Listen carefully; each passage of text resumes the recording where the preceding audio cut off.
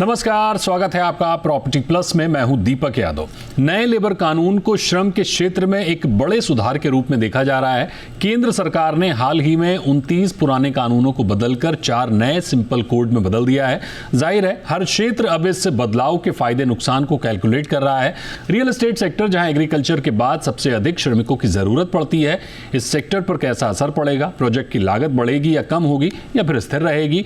घरों की कीमतों पर इसका क्या असर होगा? सब कुछ समझने की कोशिश करेंगे नाइट फ्रैंक इंडिया के सीनियर एग्जीक्यूटिव डायरेक्टर गुलाम जिया से। गुलाम सर, स्वागत है आपका जी बिजनेस पर।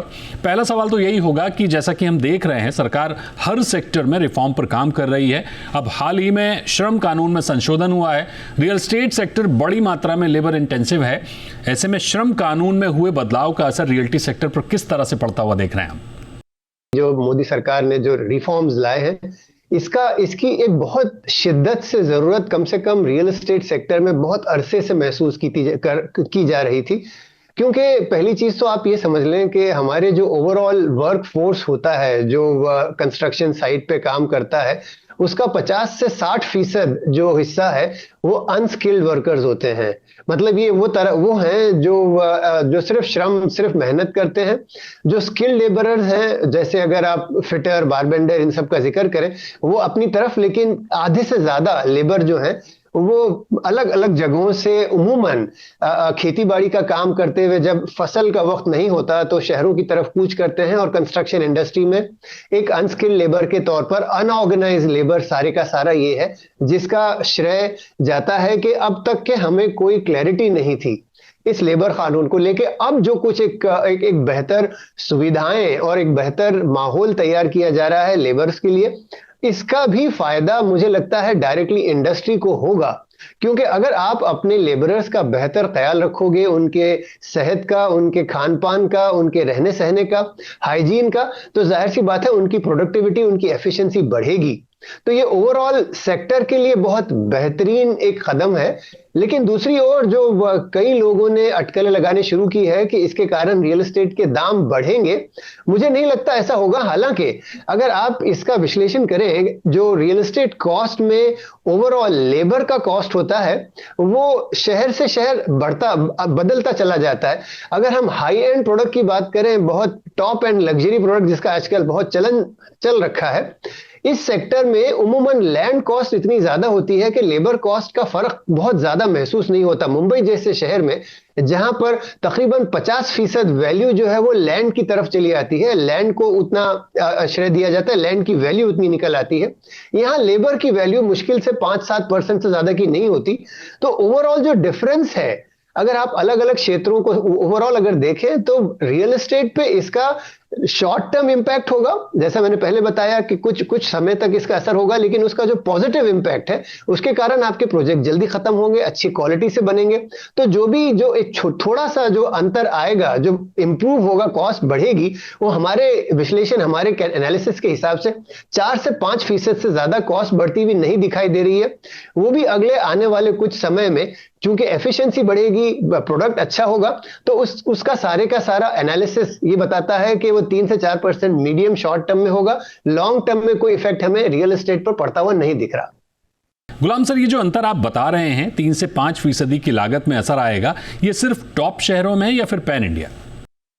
जैसा मैंने बताया कि टॉप एंड पे इसका असर कम पड़ेगा, लेकिन जो मिड टू लोअर एंड है वहां पर चूंकि लेबर कॉस्ट महत्व रखती है बहुत ज्यादा, क्योंकि ये ऐसे मकामात है जहां पर अगर आप मान लें 40-50 लाख के मकान खरीद रहे हो, जिनकी वैल्यू 4-5 हजार रुपए स्क्वायर फीट से ज्यादा की नहीं है, तो वहां पर लेबर कॉस्ट ज्यादा हो जाती है, तो वहां पर अंतर ज्यादा होगा। तो जो शहर हैं, बड़े शहर हैं जहां पर super luxury high and properties हैं, वहां पर तो बमुश्किल 1-2% का भी असर पड़ता नहीं दिख रहा। लेकिन जो लो एंड प्रोडक्ट्स हैं, और ये बात भी आज समझना जरूरी है कि इस समय जो पिछले 3-4 साल से हम आपके प्रोग्राम पर भी कई बार कह चुके हैं कि अफोर्डेबल हाउसिंग का ओवरऑल डेवलपमेंट इतना थम गया है कि वहां पर कुछ काम ज्यादा होता हुआ दिख भी नहीं रहा है। लेकिन उस सेक्टर में ये कॉस्ट, लेबर कॉस्ट के कारण शायद 7-8% तक के फर्क पड़ सकता है। ओवरऑल में जो आपको बता रहा था 4 से 5% का जो फर्क पड़ेगा, ये ओवरऑल है। अपर एंड पे कम, लोअर एंड पे ज्यादा। लेकिन ये वो सेक्टर है जो अफोर्डेबल हाउसिंग या ईडब्ल्यूएस का, जहां पर ऐसी भी ज्यादा काम नहीं हो रहा। डेवलपर वूमन सारे के सारे लग्जरी या हाई एंड पर तवज्जो दे रहे हैं, तो जो लोअर एंड है वहां पर कॉस्ट इंपैक्ट ज्यादा है। लेकिन आगे चल के वहां पर भी उस जैसा मैंने आपसे पहले भी बताया कि 2-3 साल के अंदर वहां पर भी आपको बेहतरीन एफिशिएंसी के कारण चाहे 7-8% का असर पड़ता हुआ दिखाई दे, लेकिन लॉन्ग टर्म पे वो सारे का सारा मुद्दल हो जाएगा, उसका रिटर्न आपको मिल जाएगा। ये अहम बात कही आपने गुलाम सर। ऐसे में जब पूरे देश में मजदूरी एक समान होगी तो क्या इसका माइग्रेशन पर असर नहीं पड़ेगा? जिन राज्यों से मजदूरों का पलायन अधिक होता है उन्हें अपने राज्य में ही बेहतर पैसे मिलेंगे, तो फिर वो दूसरे राज्य में क्यों जाएंगे? और क्या इससे दूसरे राज्यों में श्रमिकों की कमी की आशंका हो सकती है? बिल्कुल होगा। आपने बहुत सही मुद्दा समझा है यहाँ पर कि पहली चीज तो ये, इसमें से जो जो जिन लेबरर्स की, जिन मजदूरों का हम जिक्र कर रहे हैं, इसमें से मेजॉरिटी ऐसे होते हैं जो फसल के वक्त अपने अपने अपने शहरों में, अपने गांवों में खेती बाड़ी का काम करते हैं और चंद महीने फिर वो कंस्ट्रक्शन के लिए आते हैं। तो अगर उन्हें बहुत ज्यादा दूर ना जाना पड़े, जहां से वो आते हैं उसी के आसपास के शहरों में भी सेम अगर उनको मजदूरी मिलना शुरू हो, तो जाहिर सी बात है कि वो लॉन्ग डिस्टेंसेस ट्रेवल नहीं करेंगे। लेकिन इसका असर ये होगा कि मुंबई जैसे मकामात पर जहां पर सेंट्रली हम हैं, लेकिन अगर आप डाउन साउथ चले जाएं जहां पर वुमन लेबर यूपी से या बिहार से या कहीं से आया करते थे, तो वो तवील फासला होने के कारण शायद वहां पर लेबर की शॉर्टेज होगी। लेकिन over a period of time ये सब एडजस्ट हो जाएगा। लेकिन शॉर्ट टर्म में बिल्कुल जरूर है, आप जो बता रहे हैं वो बहुत इंपॉर्टेंट बात है कि जाहिर सी बात है मजदूर कोशिश यही करेगा कि अपने घर से, अपने देहात से करीब कहीं ना कहीं मजदूरी पाए, और उसके लिए शायद बहुत ज्यादा लंबा सफर ना तय करे।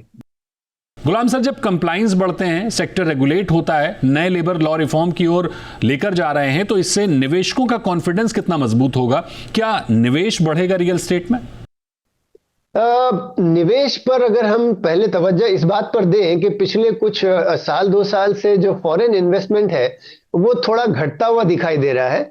ओवरऑल कैपिटल फ्लो जो एफडीआई इंडिया में आ रहा है, भारतवर्ष में आ रहा है, वो कम हो रहा है। लेकिन उसके दूसरी ओर भारत का कैपिटल उस चीज को कभी, उस फर्क को कभी महसूस नहीं होने दे रहा है, क्योंकि हमारे लोग आज निवेश कर रहे हैं।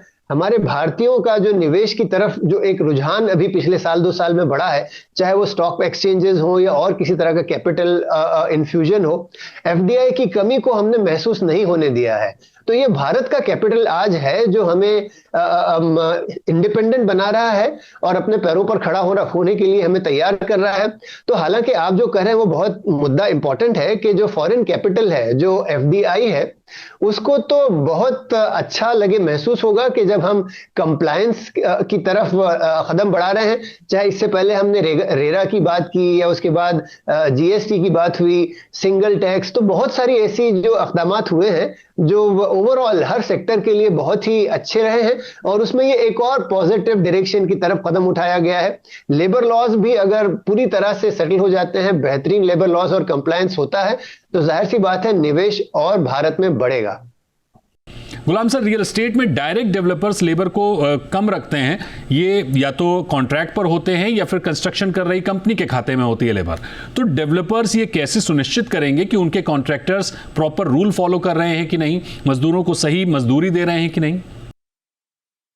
कोई भी डेवलपर, कोई भी बिल्डर दो तरह की स्ट्रेटेजी अपनाता है।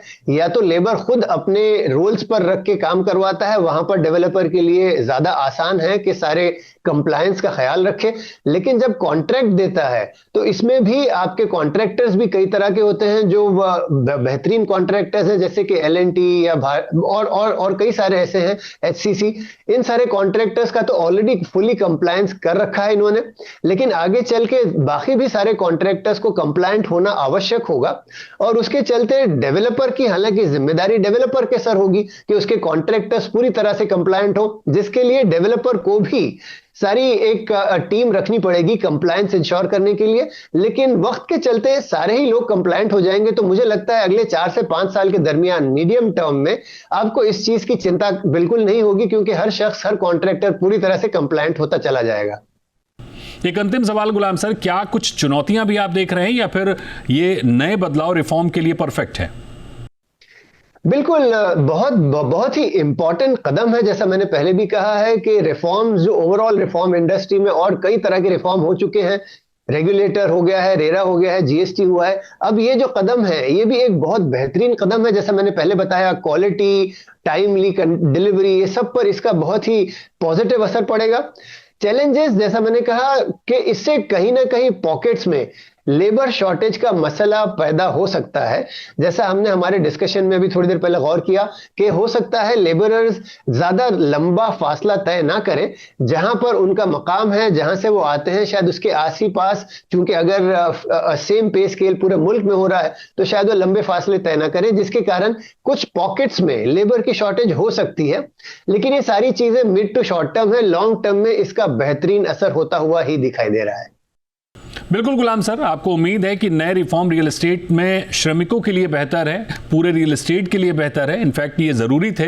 ये ज़रूर है कि फौरी तौर पर शॉर्ट टर्म में कुछ दिक्कतें भले हों, लेकिन लॉन्ग टर्म में इनसे रियल एस्टेट सेक्टर को मजबूती मिलेगी। कुछ चिंताएं भी हैं, जैसा कि आपने कहा कि मजदूर पलायन शायद ना करें, क्योंकि उन्हें अपने राज्य में ही अगर बेहतर मजदूरी मिलेगी तो फिर वो दूर दराज के राज्यों में क्यों जाएंगे। हाँ, लागत में थोड़ा बहुत बढ़ोतरी हो सकती है, जो कि जाहिर है डेवलपर्स ग्राहकों पर शिफ्ट करेंगे, यानी घरों की कीमतों में 3 से 5% की बढ़ोतरी हो सकती है। तो बहुत शुक्रिया करेंगे आपका गुलाम सर हमारे साथ जुड़ने के लिए। यहां वक्त है एक छोटे से ब्रेक का। ब्रेक के बाद आपको लेकर चलेंगे जमीन से 100 मीटर नीचे नवी मुंबई में बन रहे एकमात्र वाटर प्रोजेक्ट पर, जो नवी मुंबई की पानी की जरूरत के लिए एक गेम चेंजर है।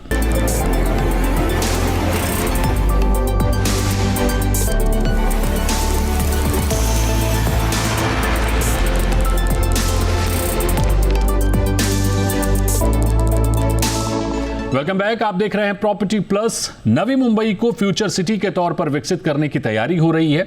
नया airport, road network, education city, medi city, corporate park, mass housing के बड़े प्रोजेक्ट तैयार हो रहे हैं। लेकिन गौर करने वाली बात यह है कि जिस तेजी से शहरीकरण हो रहा है, ऐसे में सबसे बुनियादी जरूरत पानी की आपूर्ति को लेकर क्या तैयारियां हैं। नवी मुंबई की अर्बन डेवलपमेंट बॉडी सिडको का अनुमान है कि 2050 तक नवी मुंबई को 1275 MLD यानी मिलियन लीटर प्रतिदिन जरूरत होगी, और इसके लिए एक अंडरग्राउंड मेगा प्रोजेक्ट तैयार हो रहा है। आपको उस प्रोजेक्ट पर लेकर चलते हैं। एक अनुमान के मुताबिक नवी मुंबई में 2050 तक करीब 1275 MLD पानी की जरूरत पड़ेगी। MLD यानी मिलियन लीटर पर डे।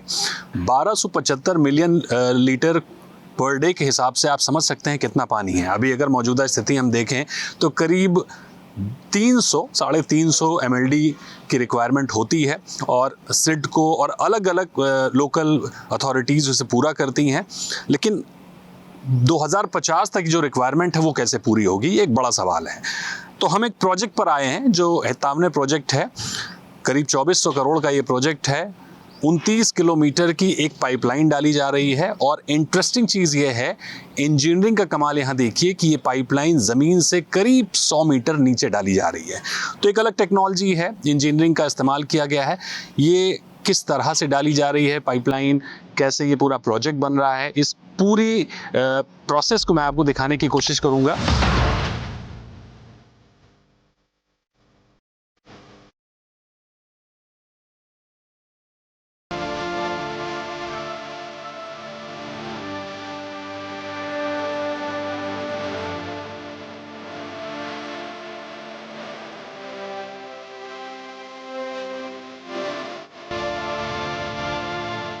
सामने वाटर टनल प्रोजेक्ट पर हम इस वक्त हैं, और हमारे साथ ये पूरी टीम है जो जिनके साथ हम ये पूरी प्रोसेस को देखने की, समझने की कोशिश करेंगे।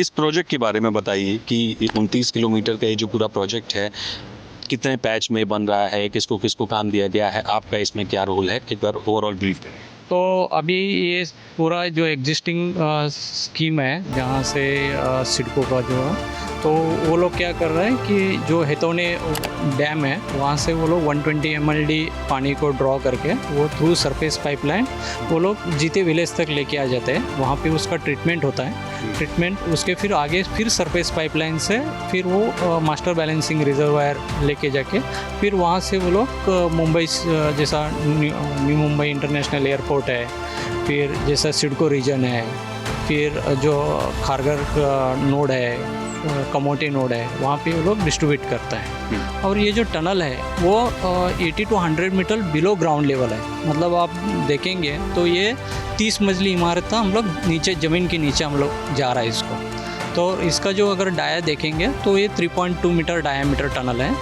और ये 29 किलोमीटर में हम लोग 3 स्टेक होल्डर्स है। ये सेफ्टी के लिहाज से प्रोजेक्ट कितना जटिल है, कितना मुश्किल है और किस तरह से सेफ्टी इंश्योर करते हैं? आप यहाँ पे देखेंगे, अभी जैसे साइट देख रहे हैं, हमारा डीपेस्ट शाफ्ट है, 75 मीटर की गहराई है और सारे लोग काम करते हैं उसमें। तो सबसे बड़ा चैलेंज तो यही है कि छोटी सी जगह में और इतनी गहराई में काम करते वक्त लोग बहुत सारे चैलेंजेस फील करते हैं और हम लोगों को हैवी मशीनरी के साथ में काम करना है। तो जगह कम है, हैवी मशीनरी हैं और वर्कर्स इंगेज हैं। मतलब अगर बात करें तो डायरेक्ट लोगों की जान इन्वॉल्व है। तो हम लोग उनको उस लेवल पे एजुकेट करते हैं लोगों को। पॉल्यूशन को देखते हैं, अगर हम दिल्ली की बात कर रहे हैं या मुंबई की बात कर रहे हैं, तो दिल्ली और मुंबई के अलावा कंस्ट्रक्शन साइट पर जो AQI लेवल है हम यहाँ देख पा रहे हैं करीब 57 दिखा रहा है हमें, PM 2.5 और PM 10 है 71। तो ये मतलब आपके नियंत्रण में है? असल में क्या है सर, अभी वैसे तो जिस भी कंस्ट्रक्शन एरिया में हम लोग होते हैं वहाँ पे हम लोगों को AQI मेंटेन करना होता है और जैसे आप देख रहे हैं PM 2.5 लेस देन 60 होना चाहिए और PM 10 जो होना चाहिए लेस देन 100 होना चाहिए। तो हम मेंटेन करके रखते हैं। जब भी हमें लगता है कि ऐसा कुछ हो रहा है, ज़्यादा हो रहा है, तो वाटर स्प्रिंकलिंग करवा देते हैं अपने। ठीक है, तो अब सीधे हम लोग शाफ्ट की ओर चलते हैं।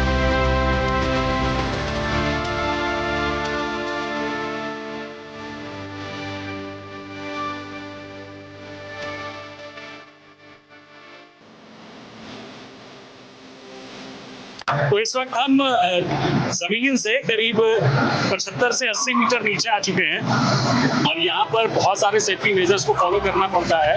हमारे साथ आप देख सकते हैं एक महिला इंजीनियर है। महिला सशक्तिकरण का सबसे बड़ा उदाहरण यही है कि टफ इंजीनियरिंग में भी महिलाएं आगे बढ़कर काम कर रही हैं। तो सबसे पहले तो ये बताइए आपका क्या नाम है?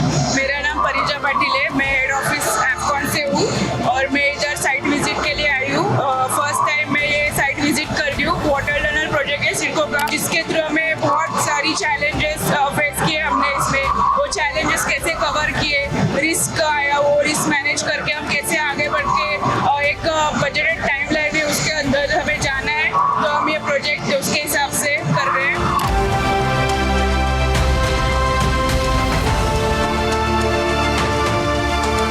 ये जो ऊपर आपको एक पाइप दिख रहा है, जिसके जरिए ढेर सारी हवा पंप की जा रही है अंदर, ताकि जो ऑक्सीजन का लेवल है वो बना रहे और ऑक्सीजन की कमी ना आने पाए। तो आगे देखते हैं, चलते हैं, इस पूरे प्रोसेस को आपको दिखाने की कोशिश करते हैं। तो ये टनल का एक तरह से मुख्य द्वार है और यहाँ से करीब 5 किलोमीटर अंदर तक हम जाएंगे और वहाँ पर जो TBM एक्चुअली में कैसे काम कर रही है, इस पूरे सेक्शंस को कैसे लगा रही है, किस तरह से वो खुदाई कर रही है, वो सारी चीज़ों को देखने की कोशिश करेंगे, पूरे प्रोसेस को समझने की कोशिश करेंगे।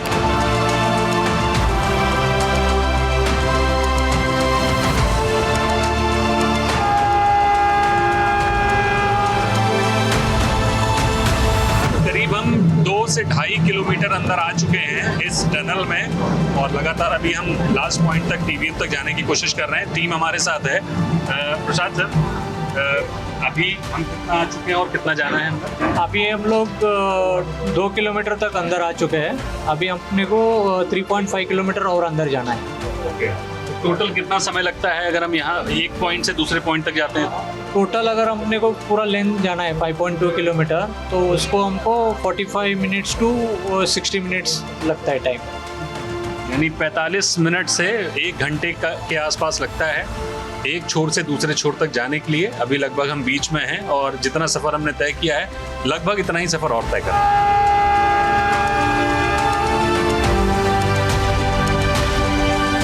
किस तरह के चैलेंजेस आपने इसमें फेस किए? 3-4 जो मेजर जियोलॉजिकल चैलेंजेस हमने जो फेस किया कि एक तो हमने एक जगह एक चैनेज पे अपने को बहुत सारा हेवी सीपेजेस लगा, तो हम उसको वो हेवी सीपेजेस को वहाँ पे हमने PU बेस रूटिंग किया। फिर उसके वजह से we have reduce the substantially वो जो सीपेज था दैट वी हैव रिड्यूस। तो जो सेकेंड चैलेंज था कि हमारा एक स्ट्रेच में हमको बहुत हार्ड रॉक लग गया। तो वो हार्ड रॉक का था, उसका जो हार्ड रॉक का जो स्ट्रेंथ था वो अराउंड 150 MPa था, जो हमारा नॉर्मल 80 to 80 MPa रहता है। तो वो हार्ड रॉक की वजह से वी ऑलमोस्ट लूज 29 कटर्स और also we have lose our time. तो ये हम ऑलमोस्ट टनल के उस पॉइंट पर आ चुके हैं जहाँ पर हमें आना था। आगे थोड़ी दूर पर टीबीएम काम कर रही है, लेकिन कुछ सेफ्टी रीज़न की वजह से हम वहाँ तक नहीं जा सकते। हालांकि एक और इंटरेस्टिंग चीज़ आपको मैं बताऊं कि इस टनल में एफकॉन ने जो टनलिंग है उसका एक रिकॉर्ड बनाया, नेशनल रिकॉर्ड है 777 मीटर का एक दिन में या एक महीने में, एक महीने में 777 मीटर का ये रिकॉर्ड बना है। तो सबसे पहले तो ये जो रिकॉर्ड है उसको मैं समझना चाहूँगा आपसे। ये जो हमने 777 का जो रिकॉर्ड बनाया उसके लिए हमने एक नया इनोवेटिव यहाँ पे इम्प्लीमेंट किया जिसको वाई स्विच बोलते हैं। एक वन वे ट्रैक से 2 वे ट्रैक बनता है जहाँ पे वाई स्विच बनाया जाता है।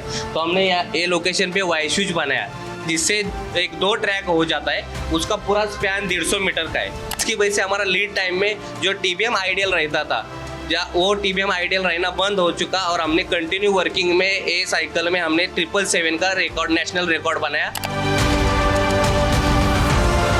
सर ये बताइए कि ये टीबीएम बेसिकली काम कैसे करती है, एक दिन में कितना आप कटिंग कर पाते हैं, पूरा प्रोसेस क्या होता है टीबीएम? ये टीबीएम ग्रिपर शील्ड टीबीएम है।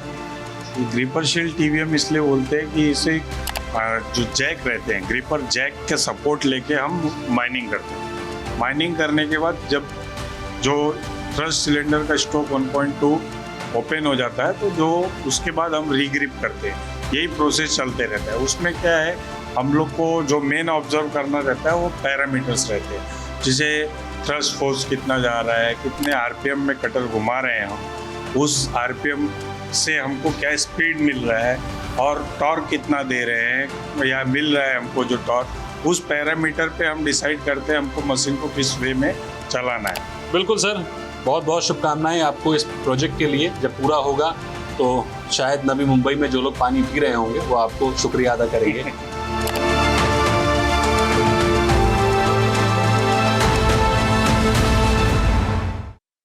तो आज प्रॉपर्टी प्लस में इतना ही। आप बने रहिए जी बिजनेस पर। नमस्कार।